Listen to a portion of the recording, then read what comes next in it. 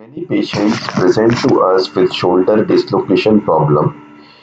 This animated video explains the problem in the case of shoulder dislocation. Here we can see that this is your shoulder joint and there is a tear in the front part of your shoulder, which is also called as a labral tear.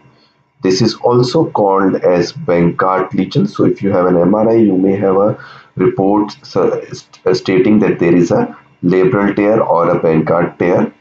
This kind of tear can be addressed very nicely with arthroscopic surgery. And what we do in these cases is we repair this kind of a torn labrum and Bankart lesion with multiple sutures. So if we do that, then you don't have problems, and this problem of shoulder dislocation will be solved permanently. So here we can see that by tying multiple sutures, we can tighten the capsule as well as repair the labrum and the cartilaginous structure of Bankart lesion. If you have any more questions, you can write us on the comment box. Thank you.